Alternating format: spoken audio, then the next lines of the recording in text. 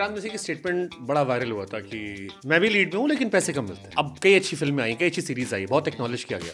अब शिकायत दूर है। सर मेरे नज़रिए में तो पैसे आज भी कम मिलते हैं पैसा जितना मिले उतना ही कम है sir, but on a serious note नहीं, थिंग्स आर बेटर। और मैंने भी शायद नादानी में वो कह दिया था।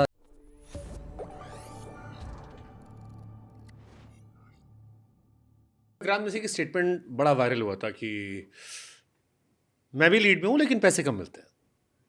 अब कई अच्छी फिल्में आई, कई अच्छी सीरीज आई, बहुत एक्नॉलेज किया गया। अब शिकायत दूर है। सर मेरे नज़रिए में तो पैसे आज भी कम मिलते हैं पैसा जितना मिले उतना ही कम है sir, but on a serious note नहीं, things are better, things are better. और मैंने भी शायद नादानी में वो कह दिया था, या फिर शायद एक कहीं ना कहीं मेरे अंदर भी एक वो फीलिंग थी, क्योंकि वो दौर ऐसा था कि हीरो का दोस्त प्ले कर रहा हूँ, अच्छा काम कर रहा हूँ, पैसे बहुत कम मिल रहे हैं, क्योंकि टीवी छोड़ के आया था सर, अच्छे खासे पैसे छोड़ के आया था। वो शायद नादानी में मैंने कह दिया। आज जब हाइंडसाइड में देखता हूँ तो दीपिका पादुकोण है, वो she is one of the biggest stars, पर वो एक डिस्पैरिटी तो है ही, वो डिस्पैरिटी है ही। हमने बहुत आम तौर पे ये सुना है कि और ये बहुत लोग, बहुत बड़े बड़े मेरे सुपर सीनियर्स और सीनियर्स ने भी कहा है फिल्म इंडस्ट्री को लेके कि औरतों को उतना पैसा नहीं मिलता। हाँ, यू नो, पे डिस्पैरिटी, पे पैरिटी नहीं है।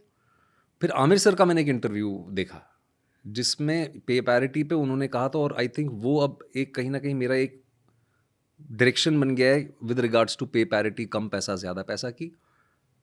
अगर सिनेमा की आप बात कर रहे हैं, अगर लोग आपको देखने के लिए आ रहे हैं, आपके नाम से अगर टिकट बिक रही है, तो आपको उतना राइटफुली पैसा मिलना चाहिए। ट्रू। तो आई एग्री विद दैट। तो उस वक्त मेरी वो हैसियत थी नहीं, उस वक्त तो मेरी पोजीशन नहीं थी कि मुझे देखने के लिए लोग आए सिनेमा में। बट नादानी कह सकते हैं आपको कि मतलब कई नादानियां पहले की हैं विक्रांत मैसी ने। हाँ सर, हम सभी करते हैं। और अगर हम अपनी गलतियों से नहीं सीखें, अगर नादानी में अगर हमने, I think all of us change over time. True true true. You know, you are not the same person you were 10 years ago. I am not the same person I was 10 years आएंगे, उधर आएंगे आएंगे। आप किस्मत पे यकीन करते हो? डेस्टिनी?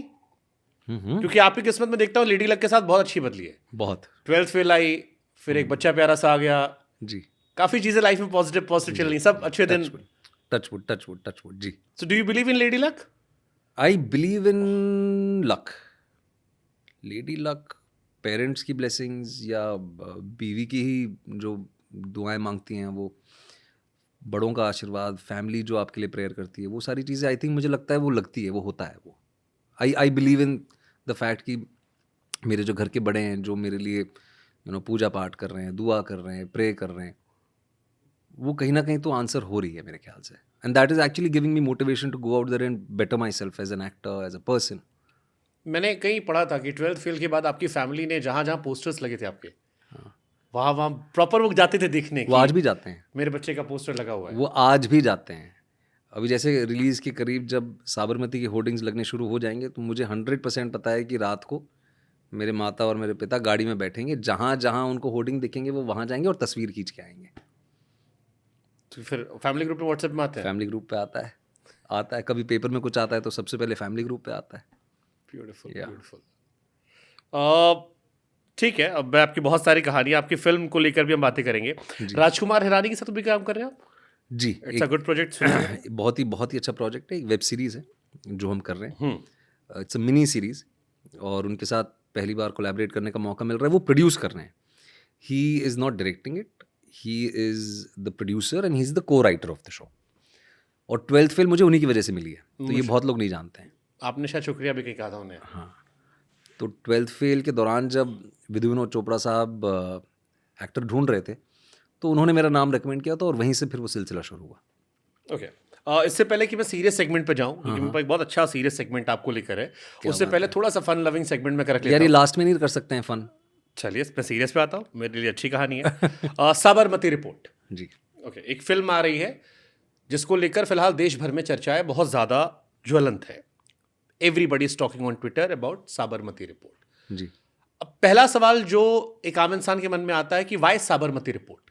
अगर आपको करना था तो वाई नॉट गुजरात फाइल्स की पूरी कहानी कवर हो जाती। साबरमती रिपोर्ट क्यों अलग से चुना गया, क्यों ये टॉपिक? सर, जो टाइटल आप कह रहे हैं, फॉर एग्जाम्पल हाइपोथेटिकली उसकी बात करते हैं। सबसे पहले तो ये जानते हैं कि अनफॉर्चुनेटली ये जो दुर्घटना थी वो बहुत एक्सटेंसिव है सर।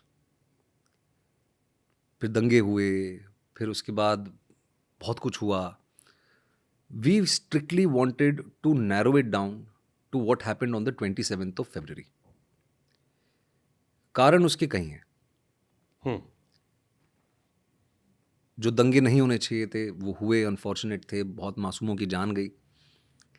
उसके ऊपर आपको इंटरनेट पे, सिनेमा में, अगर लिटरेचर की भी बात करें तो उसमें आपको बहुत कुछ मिलेगा. When Ekta Kapoor, the producer of the film, reached out to me, when we started talking, और मेरा उनसे बहुत पुराना रिश्ता है, मैं उनको बहुत सालों से जानता हूँ. ये मेरा कुछ 7वां या 8वां कोलैबोरेशन है उनके साथ.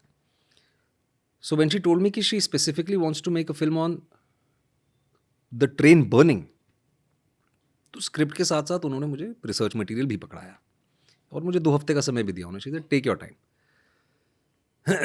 Collectively what all of us felt was कि ये एक अन्याय हुआ है उन 59 लोगों के साथ.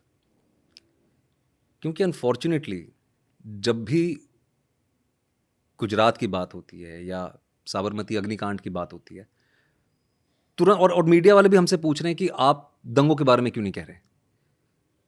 देखिए, किसी एक पहलू के बारे में जब आप बात करते हैं तो आप किसी दूसरे पहलू को डिसरिगार्ड नहीं कर रहे हैं. But unfortunately in the world of cinema और in the world of literature और इन पॉपुलर कॉन्टेक्स्ट, किसी ने भी कोच S6 और S7 के बारे में बात नहीं की है. सर 22 साल हो गए हैं. एक तो एडवांटेज ऑफ हाइंडसाइट भी है. इतनी प्रतिक्रियाएं हैं लोगों की, और ख़ास तौर पे उस टाइम पे जब ये दुर्घटना हुई थी, जब दंगे हुए थे. आप भी पत्रकार हैं, आप भी जानते हैं कि उस वक्त there were multiple narratives, there were multiple points of views. हुआ क्या किसी को नहीं पता. जब ये कहानी घर मैं लेके आया, मैंने अपने परिवार से डिस्कस किया. मेरे खुद के घर में 12, 13, 14 साल के बच्चे हैं, मेरे दोस्तों के बच्चे हैं. वो इस बारे में जानते ही नहीं है कि 27 फरवरी को हुआ क्या था. और अगर वो जानते भी हैं तो वो ये जानते हैं कि दंगे हुए थे. पर जेनेसिस के बारे में किसी ने बात नहीं की. वो 59 लोग सिर्फ स्टैटिस्टिक्स बन के रह गए. और उसी वजह से हमने फिल्म में ये डायलॉग रखा है कि उन 59 लोगों में से कोई भी एक यहां पे मौजूद है जो 3 लोगों के नाम बता पाए. कोई नहीं जानता.